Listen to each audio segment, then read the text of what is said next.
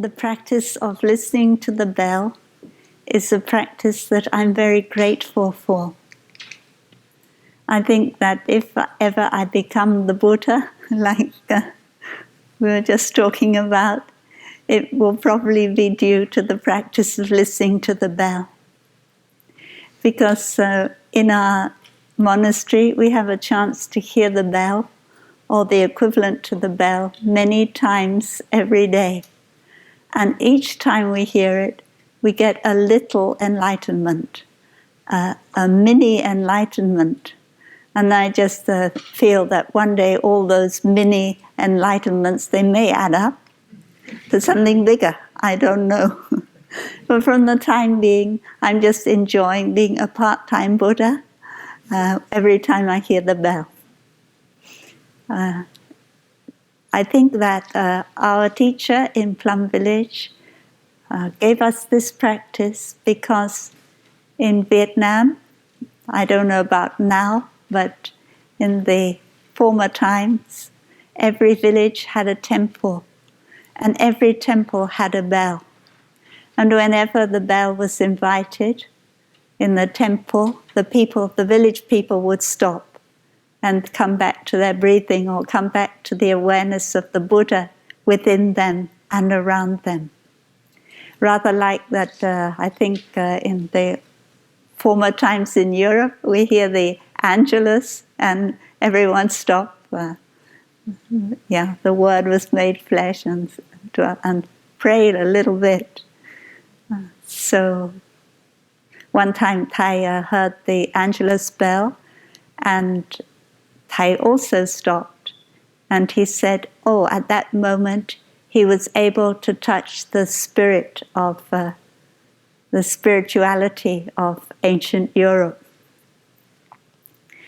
So the reason why we have the sound of the bell is to help us touch a spiritual dimension, which comes when we follow our breathing and bring our mind and body back together again.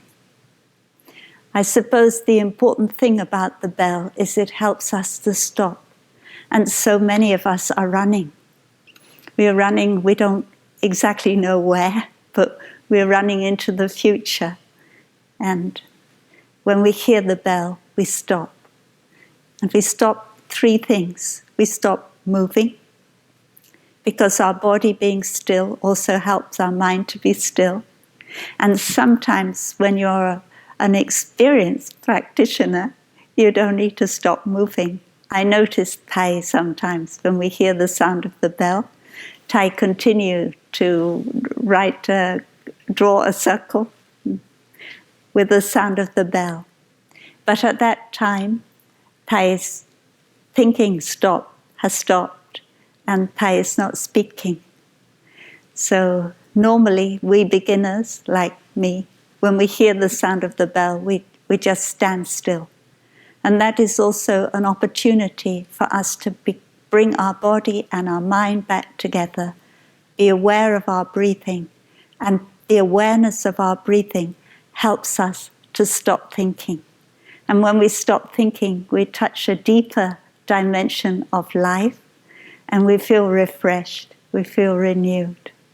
So the practice of the bell is something that happens many times a day. But maybe you don't have the chance to hear the bell many times a day. The other day I saw an advertisement, please download this mindfulness bell onto your computer and you'll be able to hear it as often as you like. But as many times as I tried to download it, I couldn't.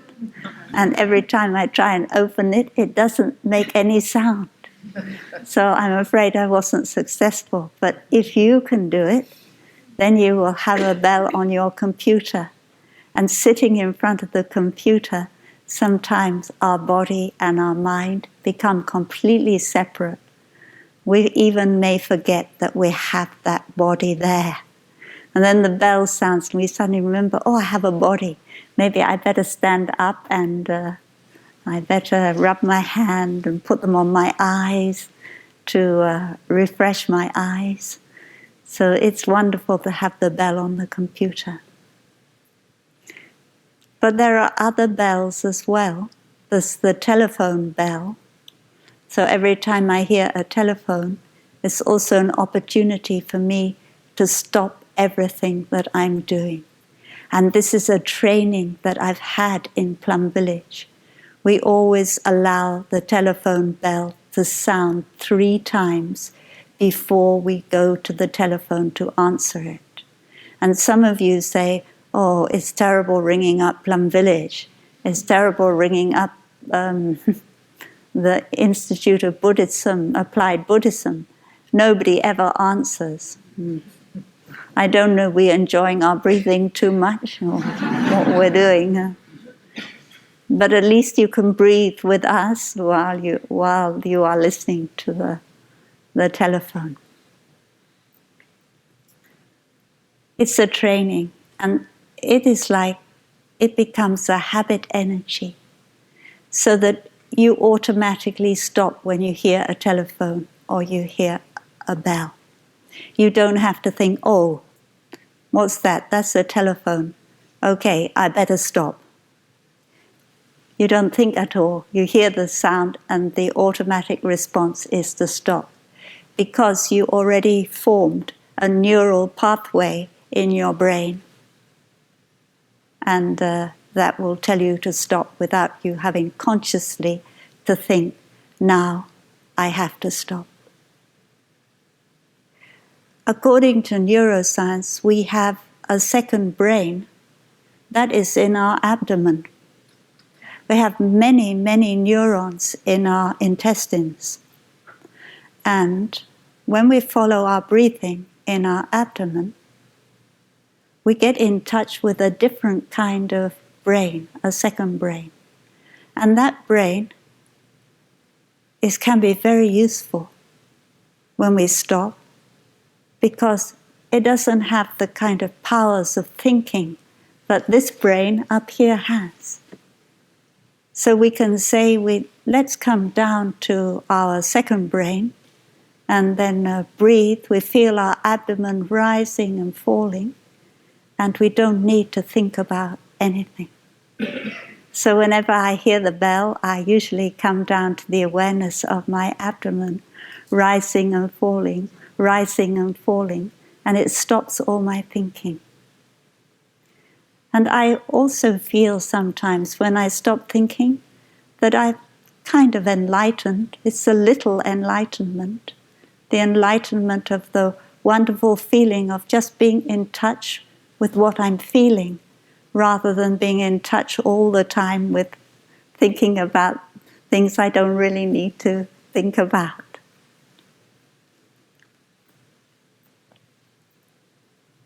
We say that when we listen to the sound of the bell, it's not only my separate self that is listening, but all my ancestors are listening with me.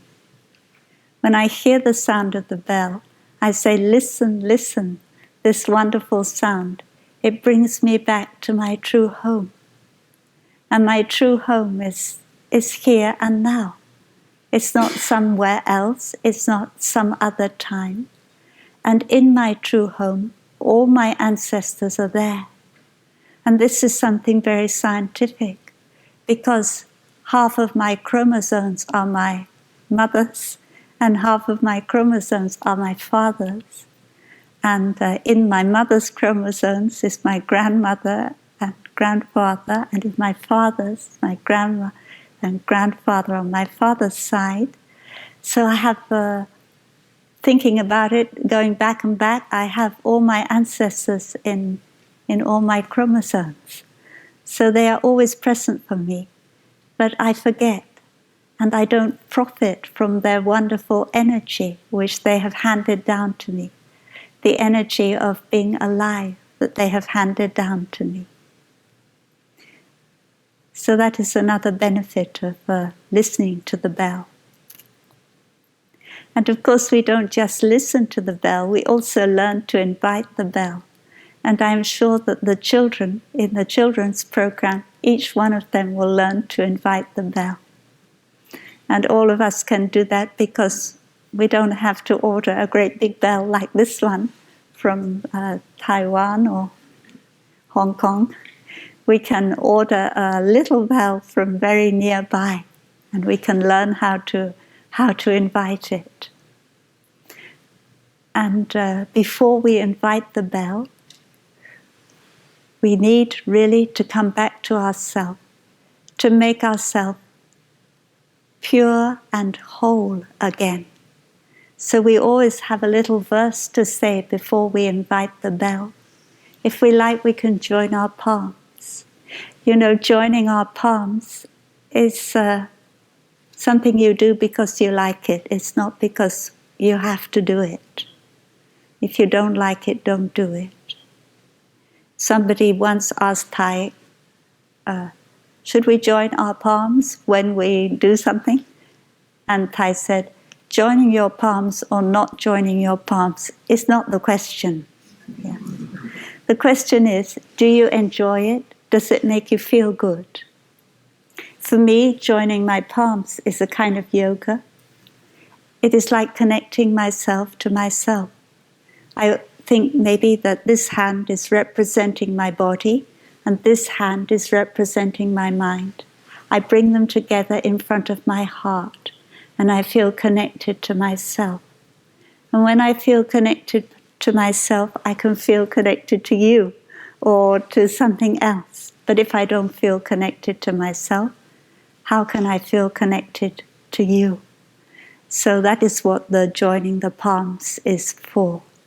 So if I want to feel connected to the bell, I may join my palms. And I say something like, my body, my speech, and my mind are united. That is my thinking and my body and my speech, they're all going in the same direction. Actually, I'm not talking. So I feel at one in myself. And I feel that I'm going in a wholesome direction. I'm not going down into the area of irritation, but I'm coming up into the area of more clarity. So when I feel completely at one in myself, with the help of my breathing, then I wake up the bell, and then I breathe in, and as I'm breathing out the next time, I invite the sound of the bell. If I had gone down into an area of irritation before I invited the bell, then the sound of the bell would convey my irritation to you. But if I had gone into an area of understanding and love, then the sound of the bell will convey the understanding and love to those who hear it. So we say, body, speech, and mind in perfect oneness.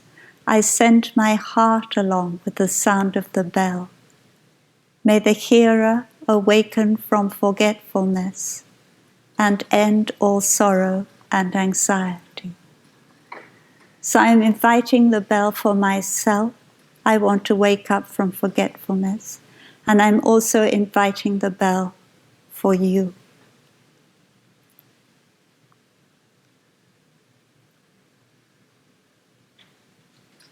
And then listen. Then I hear the bell. Listen, listen, that wonderful sound. It brings me back to my true home.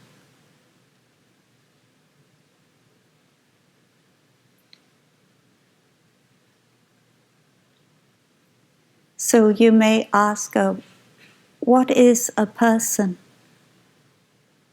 Who am I? And often in Buddhism, we say there is no separate self.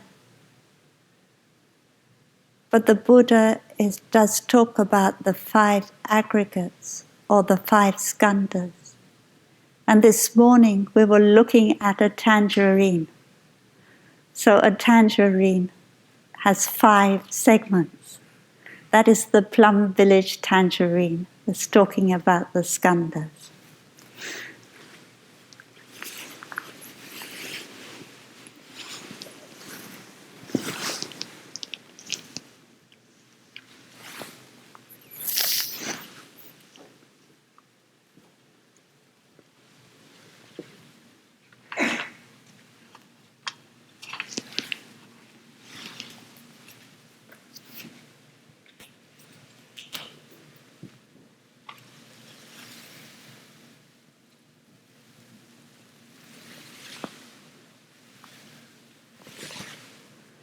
That is your tangerine.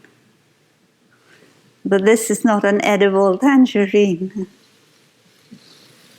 I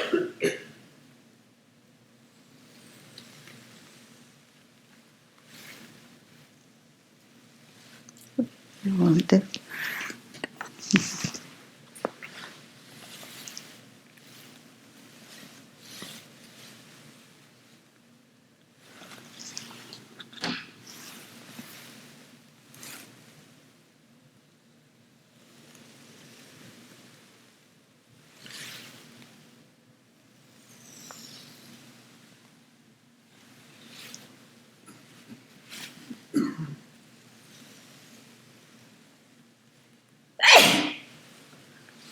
You have 5 segments to your tangerine. The first one is your body.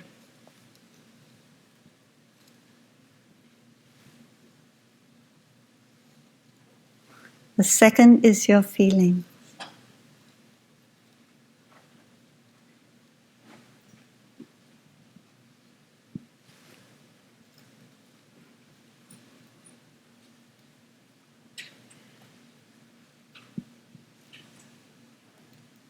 The third is your perceptions.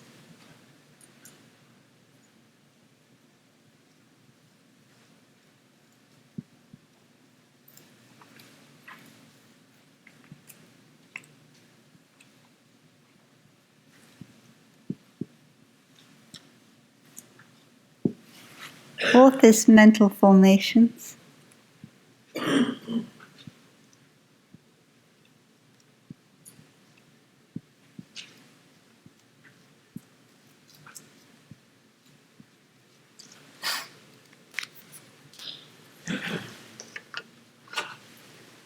And all those 5, the fifth is consciousness, and all those 5 make up what you think about as being myself. When you look deeper, you may see that they're not myself. But in the beginning, we see them as myself.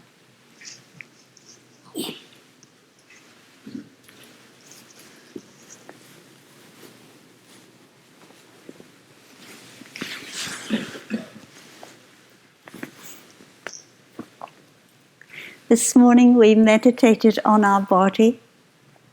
We begin by meditating on our breathing. And we realize that our breathing is like a bridge between our body and our mind. Actually, this is just a diagram. This tangerine is just a diagram. In a way, the tangerine doesn't have any segments, because you can divide the segments one from the other and eat one at a time. But in fact, these segments, you can't divide them from each other. The body and the mind are more like a sheet of paper, like this. So you have the body could be one side of the paper and the mind could be the other side of the paper. And however hard you try, you cannot separate them. You cannot take half of the paper to Birmingham and half of it to London.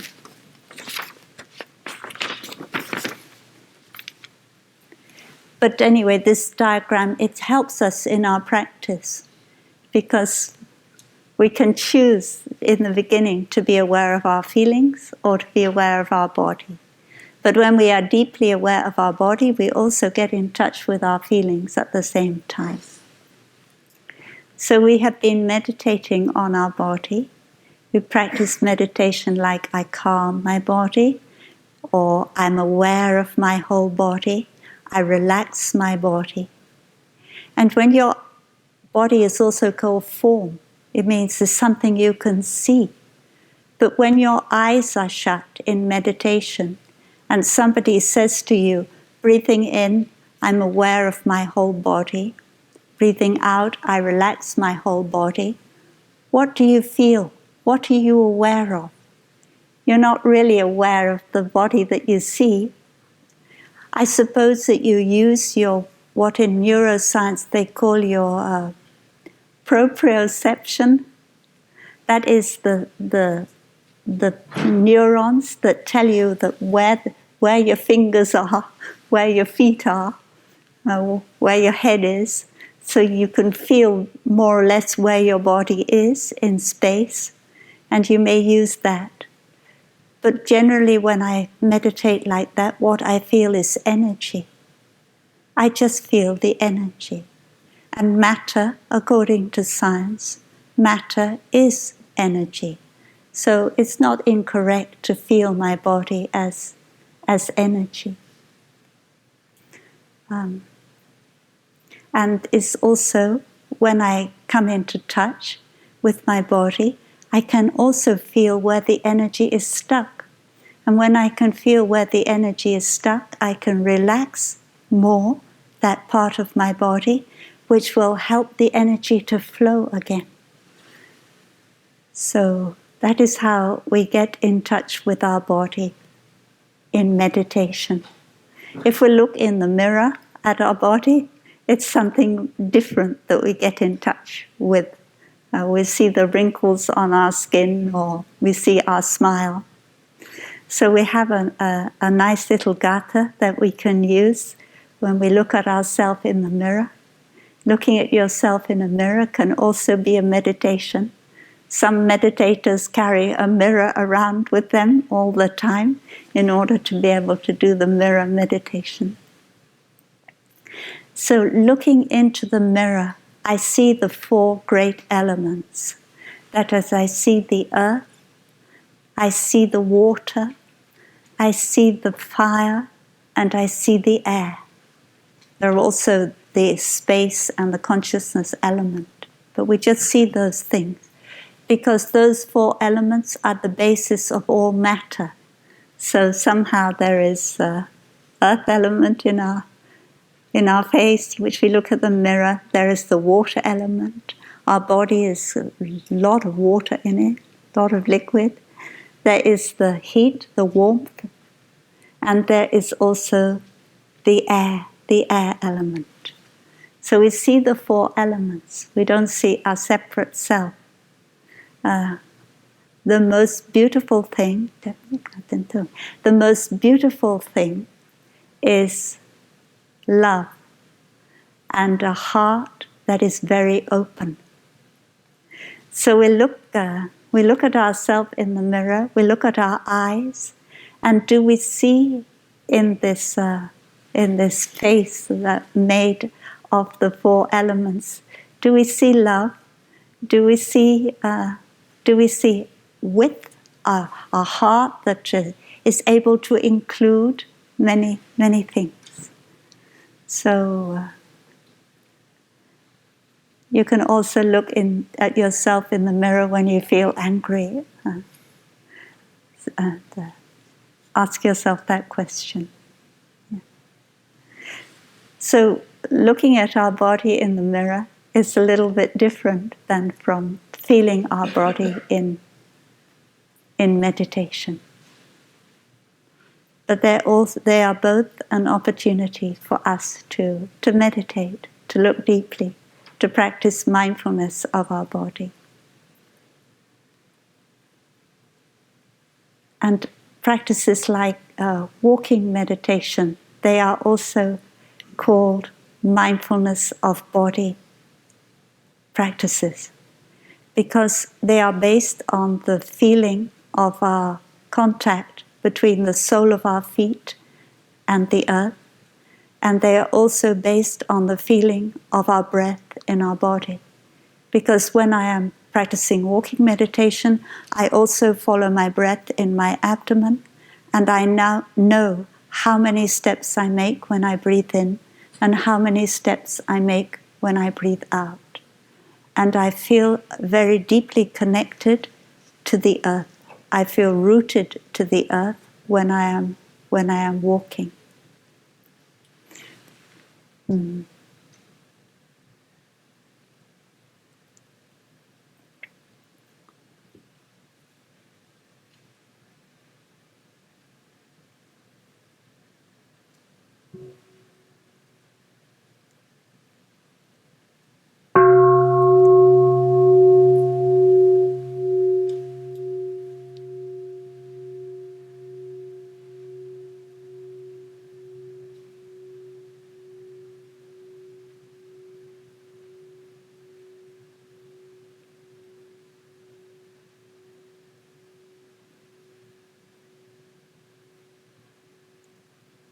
So throughout the day, your body is there. So you can always practice mindfulness of your body, awareness of your body. You know, when we wash our hands, that is a practice of our body, being aware of our body. So I'm very grateful to my practice here because I read you have to wash your hands for 20 minutes. You have to put the soap, 20 seconds, yeah. You have to be rubbing the soap on your hands for 20 seconds. And I recognize that I don't usually rub soap on my hands for 20 seconds. So I'm very grateful for that because it's given me an opportunity to practice more deeply the Gata on washing your hands.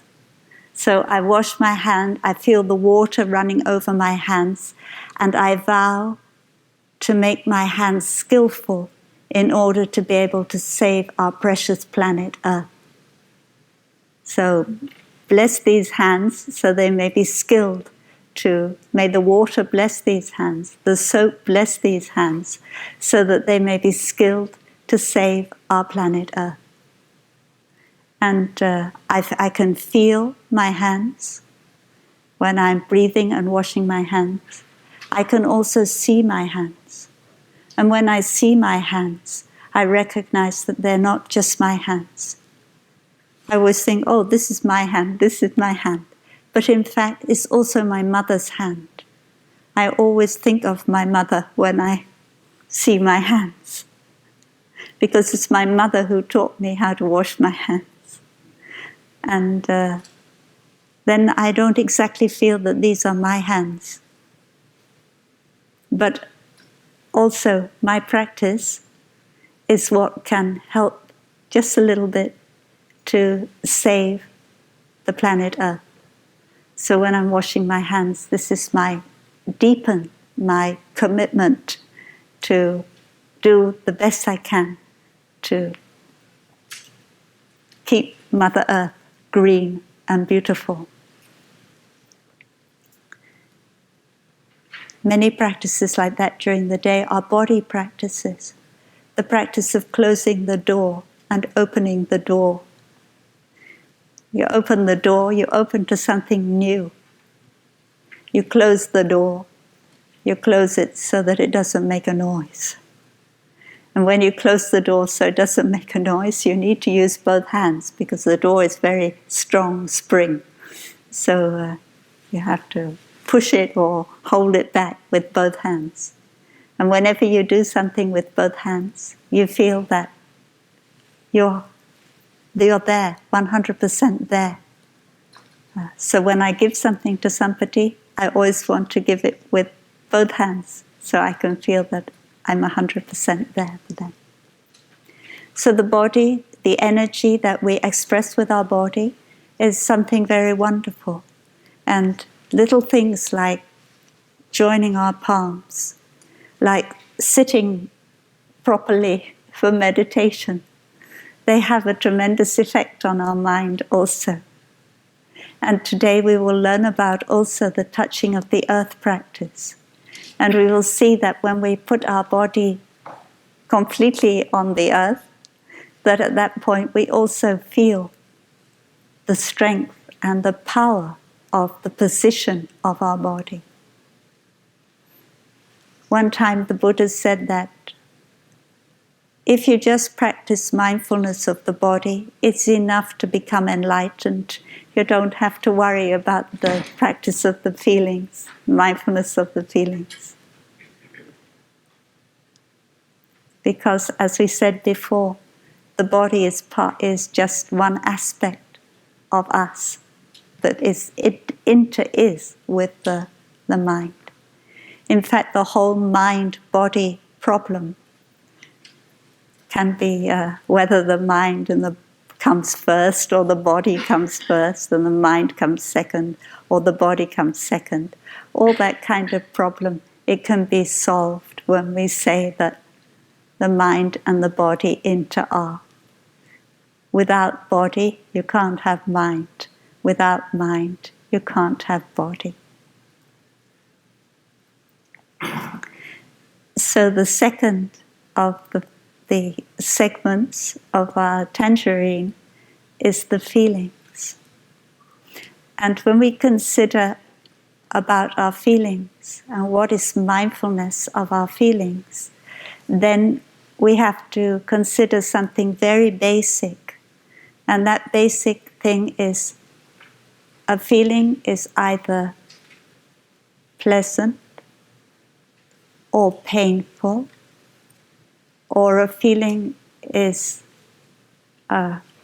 neither pleasant nor painful, or a feeling is both pleasant and painful. And then we can consider the feeling belongs more to my mind, or it belongs more to my body. For instance, if somebody says something very kind to you, you feel a pleasant feeling more in your mind, but your body will also feel it. And if you step on a thorn, you will feel an unpleasant feeling in your body more than you feel it in your mind, but your mind will also feel it. So we can distinguish those things only when we talk about feelings. Feelings here, it doesn't mean things like anger or joy. Those are mental formations.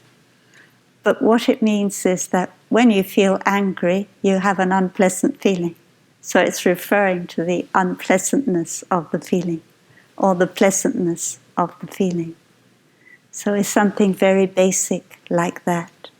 Even before you've given your feeling a name, very often you can say this is painful or this is pleasant. And later on, you start giving it a name. You say, oh, this is the painful feeling of irritation, or this is the pleasant feeling of compassion.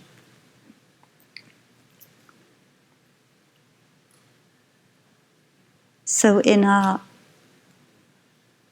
daily life, we just recognize when something is painful and when something is pleasant. And that is the meditation on the feelings.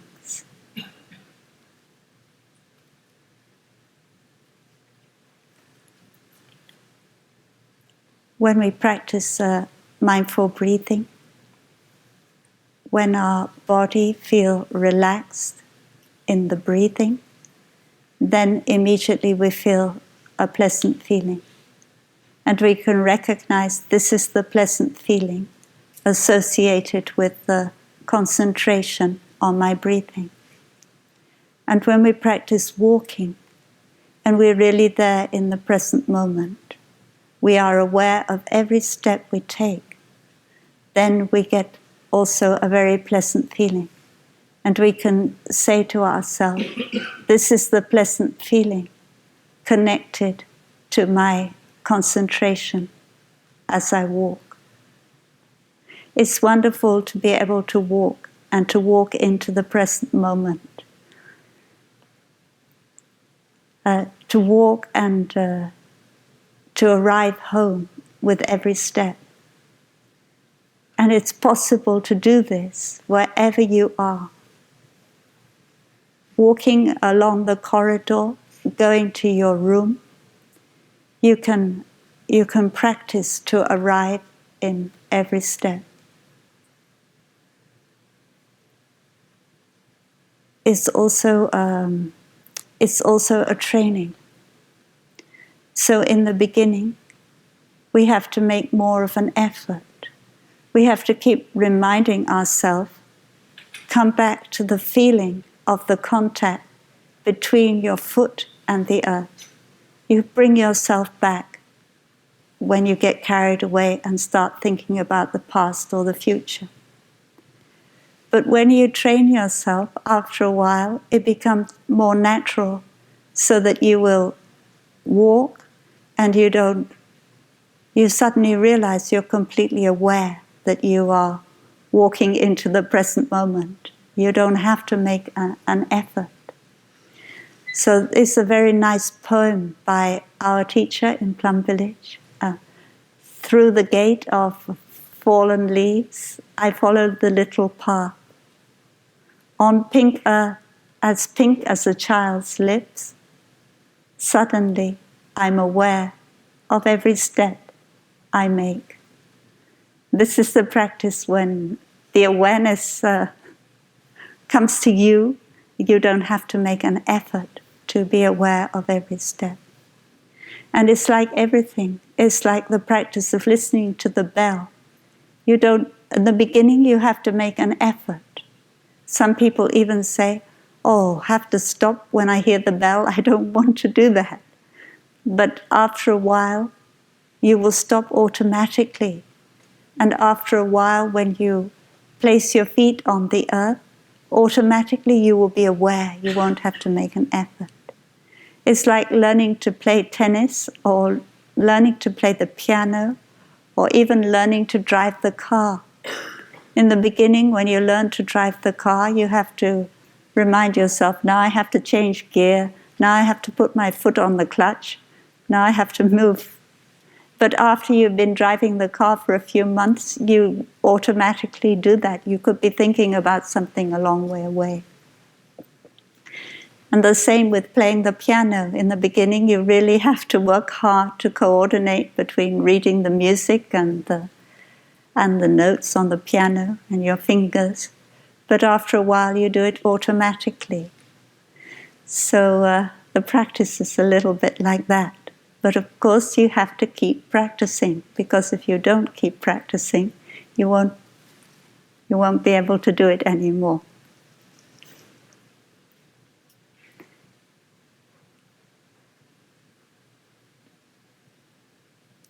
Our feelings are something that are always there. We have a feeling at every instant. There is one or another feeling arise. But normally we're not aware of them. The meditation on the feelings is like sitting by the bank of the river, and every drop of water in the river is a feeling, and you become aware of each feeling. This is painful. This is pleasant. This is not painful or pleasant. And you know that most of our feelings during the day, they are neither painful nor pleasant. They are what we call neutral feelings. In fact, we have many opportunities to have pleasant feelings, but the feelings area of our experience is taken over by neutral feelings. So the skillfulness of a practitioner, when we practice mindfulness of the feelings, is to be able to take the neutral feelings and change them into pleasant feelings. Say that you are sitting on the beach, listening to the waves coming in on the shore, and you don't feel a pleasant feeling. It's not painful, the sun is warm, but you don't feel pleasant feeling. You don't feel a painful feeling. That is a neutral feeling. You just feel that sitting on the beach like this is something very ordinary, nothing special about it. Then you come back to your breathing. You enjoy your breathing, and you begin to hear deeply the sound of the waves on the shore. You begin to feel the little cool breeze. And because of your mindfulness, you change that neutral feeling into a pleasant feeling. It's so pleasant to be able to hear the sound of the waves on the shore. It's so pleasant to feel and to smell the fresh seaside air. And so we have opportunity throughout the day to change our neutral feeling into a pleasant feeling. If I am walking outside and I have two eyes, then I can remind myself how happy I am that I have two eyes that can see the blue sky, that can see the green trees, the red flowers. If I was blind, I would not be able to see any of those things. And at that moment, I have a very pleasant feeling due to the fact that I am aware of having two eyes. And one practitioner said, asked a question and said, we already get very tired by always thinking. So if we have to keep thinking how to have a pleasant feeling, it'll only make us more tired. It won't give us a pleasant feeling. But we don't think in order to have a pleasant feeling. We just become aware. And once we are aware, then we have the present feeling. I'm aware I have two legs that can walk. I have a pleasant feeling. I am aware I have two eyes that can see the beautiful forms and colors, and I have a pleasant feeling. I'm aware that I don't have toothache. I have a pleasant feeling. Sometimes in the middle of the night you have a very bad toothache, and you're just waiting for the time when the dentist opens in order to be able to remove that painful toothache. And after the painful toothache has been removed, you feel so happy. You feel so pleasant. It's so pleasant not to have a toothache. But after 2 days of not having a toothache, you don't feel happy about your non-toothache anymore. So as a practitioner, we have to remind ourselves, be aware, I don't have a toothache. And that is why our past pain, the suffering we've been through in the past, it can be very useful because we can remember how painful that was, and we know that now we're not having to go through that pain anymore, so we can enjoy the happiness of the present moment and not having to go through the suffering that we had in the past. If we've been through war and we're living in a place where there is peace, then we can feel the happiness of living in a country where there is relative peace, not being caught in a situation of war. And then we said that there are also mixed feelings.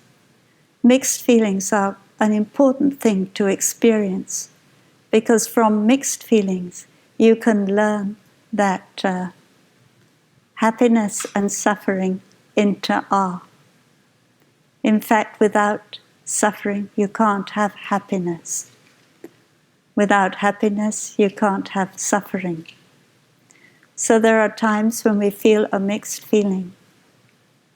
It often happens when someone that you love very much has been in a great deal of pain and that person dies. So you feel the relief that that person is not in pain anymore, but you also feel the grief that that person has died. So it's like you have two different opposite kind of feelings that they follow one another.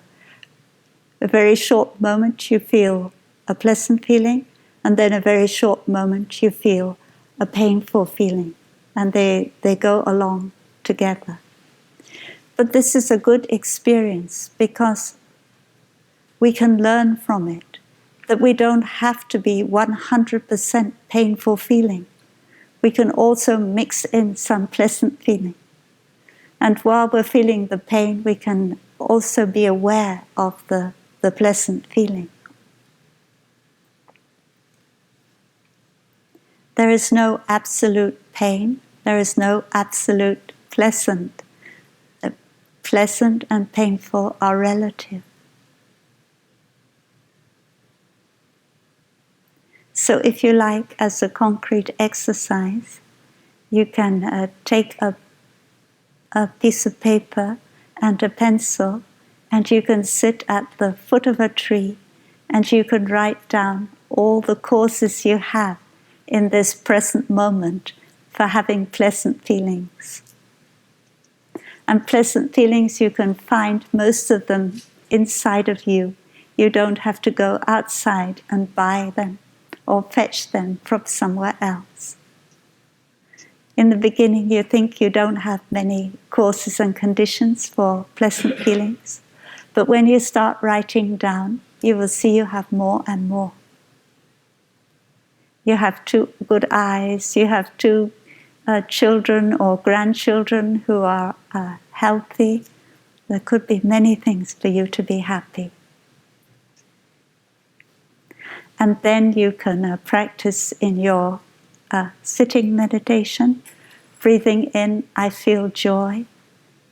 Breathing in, I feel happy. Breathing out, I feel joy. Breathing out, I feel happy.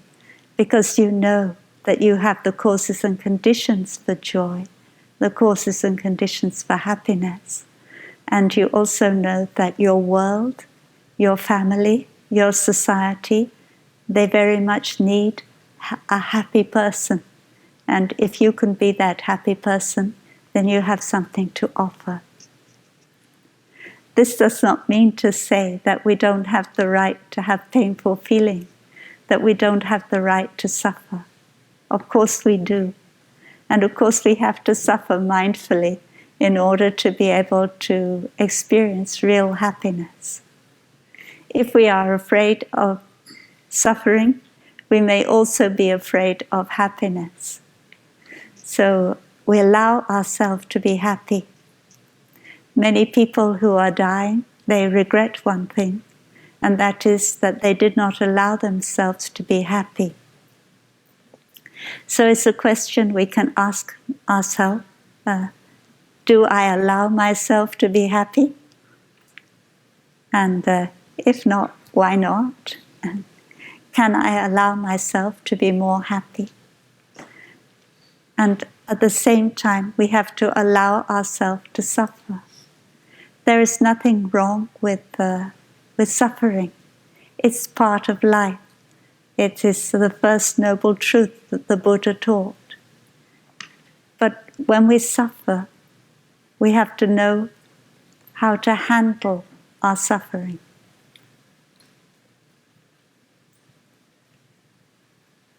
So that our suffering doesn't take over. So that our mind, it can still control itself, can still be in control when we suffer. If our suffering takes over, then we feel that life is not worth living, and we may be tempted to take our own life.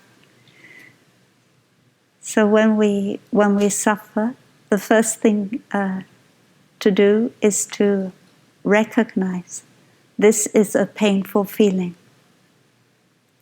And the painful feeling is impermanent, so it won't be there forever. We should also recognize that. And we say to ourselves, hello, my little pain. I know you are there. And then if we can, we say, I am here for you. I'm here to take care of you. You can say to your little pain, I know you are impermanent. You have the right to stay as long as you like. If you want to stay for 2 days, you can stay for 2 days. If you want to stay for 3 days, you can stay for 3 days. I will be there taking care of you. So this is to train ourselves not to run away from our suffering. Because if we run away from our suffering, we don't get the chance to transform it. And we have to use things to run away from our suffering. So the people who make advertisements, they know that the human tendency is to run away from suffering. So they are always trying to advertise for you to buy something that can help you run away from your suffering.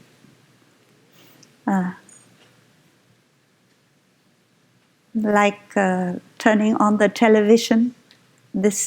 Can be a way to run away from your suffering.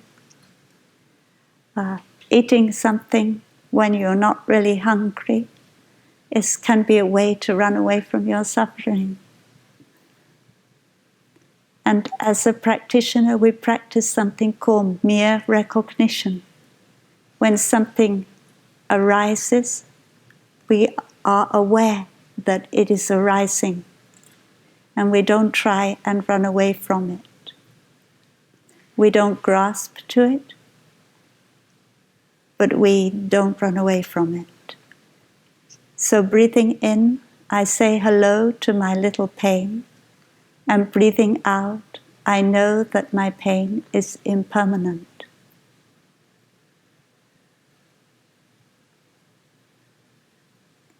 And then I'm lucky if I can practice mindful breathing and practice mindful walking. I think there are some difficult circumstances when you are busy at work and you feel some pain, you feel some irritation, and it's very difficult for you to go anywhere else. If you can just escape for a short time, go to the bathroom or something like that, in order to just be able to come back to your breathing, that is very good. If you can just practice a little bit of mindful walking up and down the staircase or along the corridor, in order to come back to your mindful walking and breathing and take care of your little pain, then you're very lucky, you're very fortunate. Otherwise, you have to practice repression and wait till the end of the day comes in order to be able to go to the park and practice walking meditation and take care of your pain. But the sooner you can enjoy mindful breathing, enjoy mindful walking, the better. And that is one thing about our society today. We don't really have enough time to take care of our feelings. So we should try and organize our life, if we can, to have more time to take care of our feelings. If in our home we can have a breathing corner where we can go and sit. I think when we come home from work, the most important thing we can do when we come into our house, taken off our coat, is to have time to take care of our feelings. And some people, when they come home from work, they have to cook the supper or do something straight away. So if you can organize your life so that you have half an hour or 20 minutes when you come home from work, take care of your feelings, to let go of all the unpleasant feelings that you've had during the day, then you are a very lucky person. And you can let go of all your unpleasant feelings that you've accumulated during the day by lying down on the floor. That may be the best position to be in. When you lie down on the floor, you feel all the difficult things go back into the earth, fall away from you. And if you can do this every day, then the stress doesn't have to build up in your body and in your mind. And also, if we can organize in our workplace, in the middle of the day, to have a place where we can lie down and practice total relaxation for the people who work together, that is also very helpful in reducing stress in our lives.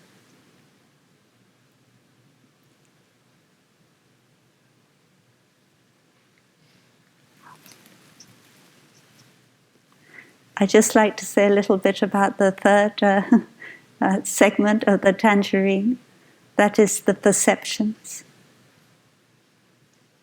A perception involves two things.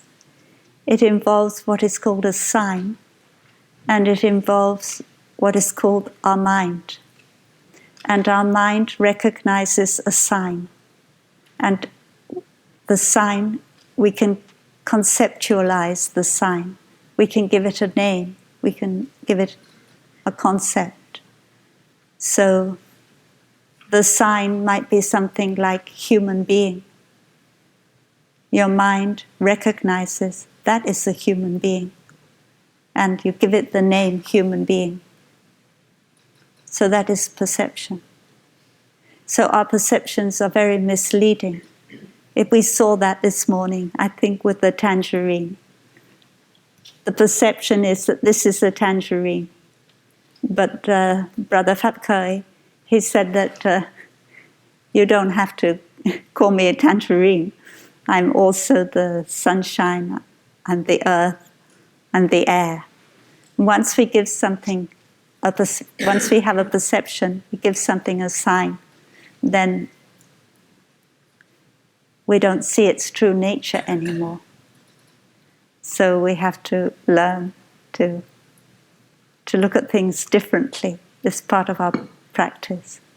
And when we have a perception, we have to recognize this is just a perception.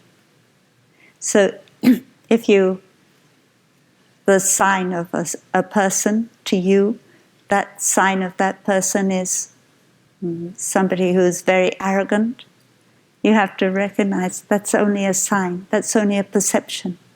And I have to learn to be able to see other aspects. I have to be able to look more deeply beyond the sign that I call arrogance. I have to see that in that arrogance there might be a lot of suffering, and there might be a lot of vulnerability, fragility. And when I see that, then I won't react to the arrogance in the way that I have done in the past. So all our perceptions are wrong perceptions. And they could be 10% wrong, they could be 90% wrong. They're never 100% wrong. And when we are mindful of our perceptions, we learn to see what percentage is right and what percentage is wrong. Of course, our perceptions are limited because they aren't perfect. There are things, our ears, our eyes, our nose, they don't recognize things as they are. We have limited perception. The hawk can see things that we can't see. The dog can hear things that we can't hear. So we cannot be too proud of our sense organs.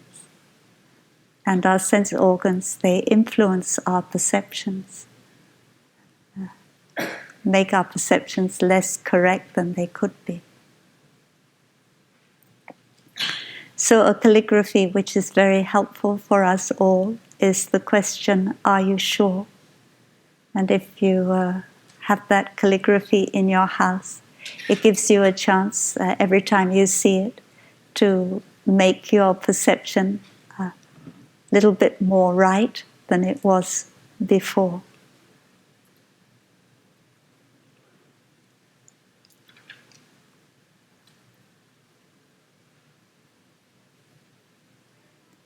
I think it's quite a lot to talk about mental formation and consciousness. And I don't know how long, what time we have to stop.